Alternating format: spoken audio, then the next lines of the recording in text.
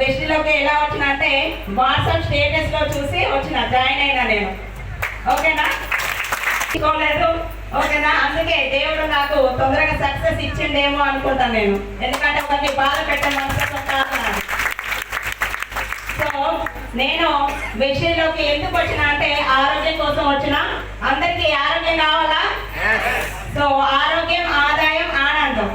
So ఆరోగ్యం, ఆదాయం ఉంటే ఆటోమేటిక్గా ఆనందంగా ఉంటాం. Yes or no? సో ఆనందం అది ఎక్కడ పడితే అక్కడ దొరకదు, మనం సృష్టించుకోవాలి. Yes or no? సో మనలోనే ఉంటది ఆనందం. ఆ ఆనందాన్ని బయటికి తీసుకురావాలి. సో వెస్టిలోకి మీరు వస్తే ఆరోగ్యం వస్తుంది, దాంతో పాటు ఆదాయం వస్తుంది, దాంతో పాటు ఆనందం కూడా వస్తుంది. సో వెస్టిలోకి నేను ఆరోగ్యం కోసం వచ్చిన. సో ఆరోగ్యాన్ని తీసుకున్నాం.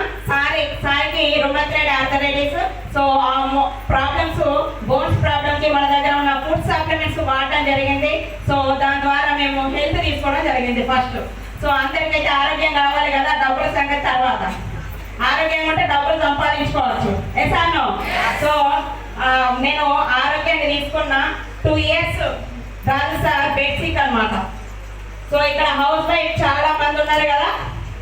సో మనమందరం మన లైఫ్ అనేది మన హస్బెండ్ మీదే ఆధారపడి ఉంటుంది, డిపెండ్ అయి ఉంటాం మనం. అవునా కదా? సో వాళ్ళు బాగుండి కష్టపడితే తీసుకొస్తే మనం ఇంట్లో సర్దుతూ ఉంటాం, మన బాధ్యతలు మనం నిర్వర్తిస్తూ ఉంటాం. Yes or no?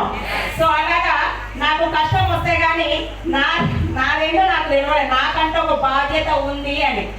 సో ఇప్పుడు ఏమైనా తెలుస్తుందా? కష్టం వస్తేనే కదా తెలిసేది. అవునా కదా? సో 2 years రాస్తారు బేసిక్ అయి ఉండడం వల్ల. సో నేను పని చేయాల్సిన సిచ్యుయేషన్ వచ్చింది. వస్తుందా రాదా కష్టం? చెప్పొస్తుందా? చెప్పకుండానే వస్తుంది. ఎనీ టైం ఎప్పుడు వస్తుందో కూడా మనం చెప్పలేం. కాబట్టి అవకాశం అనేది వచ్చినప్పుడు మనం పట్టుకొని దాన్ని నిలబడితే మనకంటూ ఒక సక్సెస్ వస్తుంది, మనకంటూ ఒక ఆదాయం వస్తుంది, మనకంటూ ఒక గుర్తింపు వస్తుంది. సో హౌస్ వైఫ్స్ అంటే పొద్దున్న లేచిన దగ్గర నుండి పడుకునే దాకా మనం చాలా కష్టపడతాం ఫ్యామిలీ కోసం. Yes or no?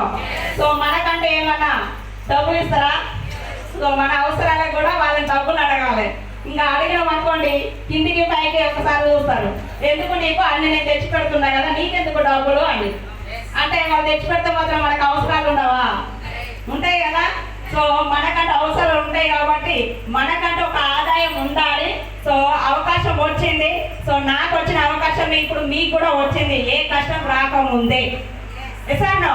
సో అవకాశం వచ్చినప్పుడు దీన్ని పట్టుకొని మీరు నిలబడితే మీ జీవితాన్ని మార్చుకోవచ్చు. మీ నుండి మిమ్మల్ని చూసి వచ్చిన వాళ్ళ జీవితాలు కూడా మార్చే ఒక గొప్ప అవకాశం. Yes or no? సో నేను అప్పుడు ఆరోగ్యాన్ని తీసుకున్న, ఆదాయం ఇందులో ఉంది.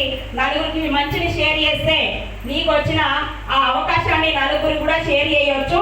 అందులో నుండి ఆదాయం వాళ్ళు కూడా తీసుకోవచ్చు, నువ్వు కూడా తీసుకోవచ్చు అనేసి ఇక్కడ మా అప్లైనర్ వచ్చేసి Rashmita madam, Kiran sir. So మన మెంటర్ ఎంఎస్ఆర్ గురువు గారికి ఒక్కసారి గ్రాండ్గా క్లాప్ చేద్దాం.